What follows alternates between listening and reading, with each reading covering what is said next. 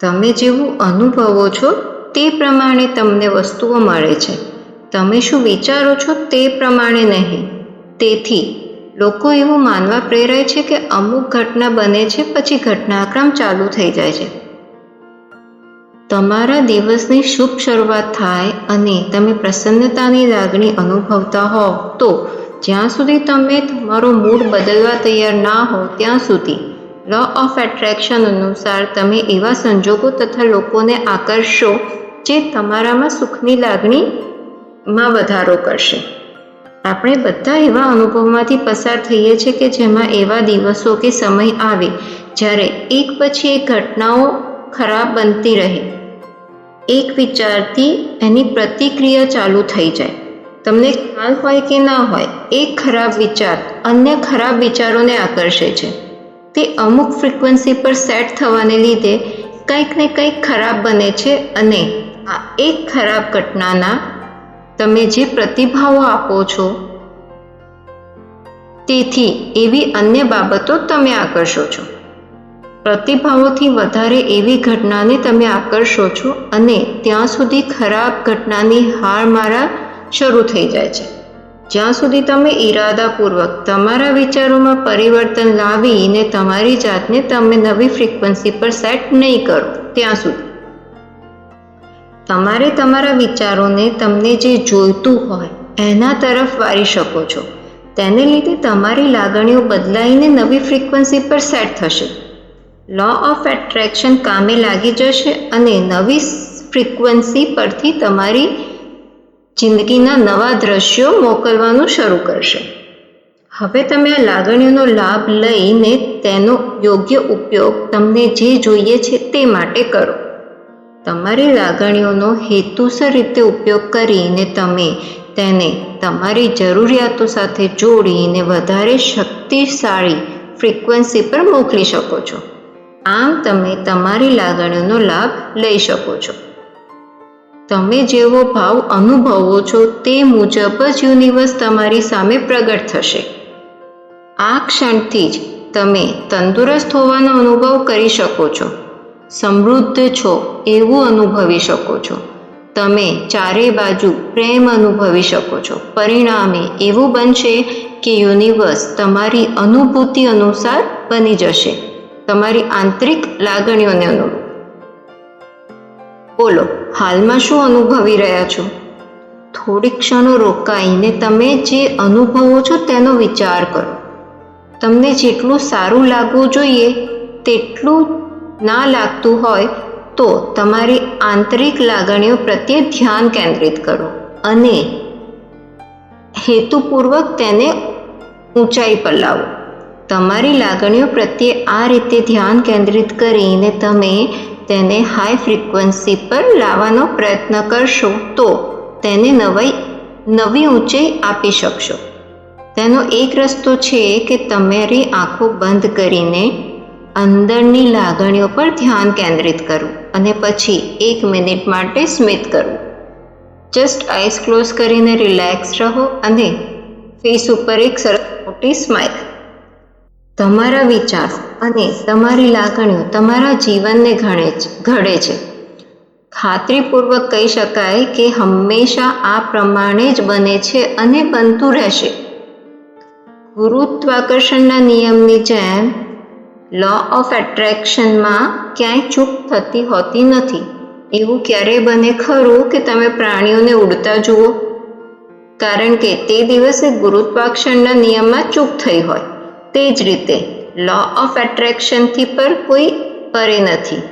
તમારા જીવનમાં તમને જે કંઈ મળ્યું છે તેને તમે જ સતત વિચારો દ્વારા આકર્ષ્યું છે. એ સ્વીકારવું સહેલું નથી, પણ જ્યારે આપણે આ વિચારોને વધાવી લઈએ છીએ ત્યારે તેની અસર જબરજસ્ત થાય છે. એનો અર્થ એ થયો કે અગાઉના ખરાબ વિચારોથી થયેલ નુકસાનને સભાનપણે ફેરફારો લાવીને તે નુકસાન ભરપાઈ કરી શકાય છે, જે બહુ મહત્વની અને સારી વાત છે. કંઈ પણ બદલી શકવા માટે તમે સક્ષમ છો, કારણ કે તમારા વિચારો તથા લાગણીની પસંદગી કરવાનું તમારા હાથમાં છે.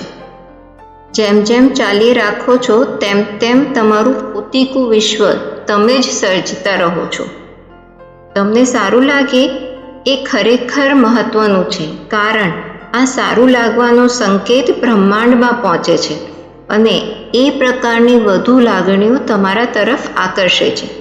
તેથી તમે જેટલા વધારે ખુશ, સુખી અનુભવશો તેટલી વધારે ચીજોને આકર્ષશો. એનાથી તમને સારું લાગશે અને એ સતત તમને હાઈ ફ્રિકવન્સી ઊંચે ને ઊંચે લઈ જશે. તમને નિરાશા અનુભવાય તો એને તમે એક ક્ષણમાં બદલી શકો છો. એવું પોસિબલ નથી કે હંમેશા આપણે હેપી જ રહીએ. ક્યારેક સેડ મુમેન્ટ્સ પણ આવતી હોય છે, નેગેટિવ બિલીફ્સ બી આવતી હોય છે, નકારાત્મક વિચારો પણ આવતા હોય છે. એને તમને ખબર છે ખરી તો તરત એને પિનપોઈન્ટ કરો. જે ક્ષણે તમને ખરાબ અનુભવાય ત્યારે સરસ મજાનું સંગીત સાંભળો અથવા તમે પોતે ગાવાનું શરૂ કરો. તે તમારી જે થોટ પ્રોસેસ છે તેને બદલી નાખશે. અથવા કોઈ સુંદર વસ્તુનો વિચાર કરો. તમે જેને ખરેખર પ્રેમ કરો છો એવા કોઈ બાળક અથવા વ્યક્તિનો વિચાર કરો અને તેનામાં ખોવાઈ જાઓ. બીજું બધું ભૂલીને એનો જ વિચાર કરો. હું ખાતરી આપું છું કે એનાથી તમને બહુ સારું લાગશે. તમારા મનોભાવમાં પરિવર્તન લાવી શકે એવી બાબતોની એક યાદી બનાવી દો. એક પેન અને પેપર લો અને લિસ્ટ ડાઉન કરી લો જે વસ્તુઓથી તમને હેપીનેસ ફીલ થાય છે. એને હાથ વગી રાખો. પરવારમાં મનોભાવ બદલી શકે એવી વસ્તુઓ જેમ કે સુખદ સ્મૃતિઓ, ભાવિ ઘટનાઓની કલ્પના, રમૂજી ક્ષણો, કુદરત, પ્રિયજન, તમને ગમતું સંગીત.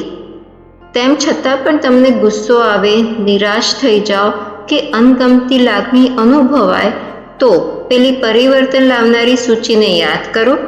તેમાંની એકાદ બાબત તરફ ધ્યાન કેન્દ્રિત કરો.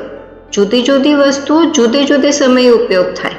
તેથી કોઈ એક ચીજ કામ ના આવે તો બીજા પર હાથ અજમાવો.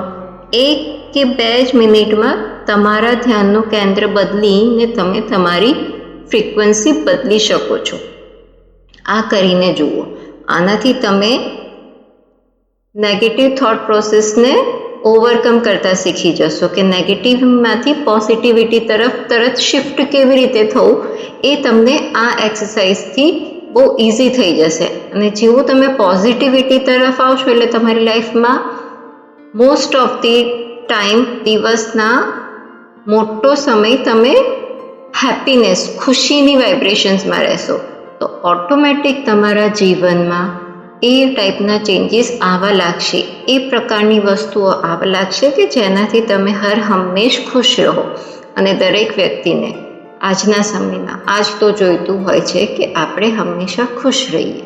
એ આંતરિક સુખ, હેપીનેસ મેળવવા માટેની આ ચાવી છે. તો આને જરૂરથી ટ્રાય કરો. હંમેશા પોતાના અને બીજાના માટે સારું વિચારો, કારણ કે આપણે જે દુનિયાને આપીએ છીએ તે અનેક ગણું થઈને આપણી પાસે આવે છે. આશા રાખું છું આ વિડીયોથી આપને પ્રેરણા મળી હશે. વિડીયો પસંદ આવ્યો હોય તો વિડીયોને લાઈક કરજો અને ચેનલને સબસ્ક્રાઈબ કરજો. આપનો કિંમતી સમય આપવા બદલ અને મને સાંભળવા બદલ આપનો ખૂબ ખૂબ આભાર. ફરી મળીશું નેક્સ્ટ વિડીયોમાં.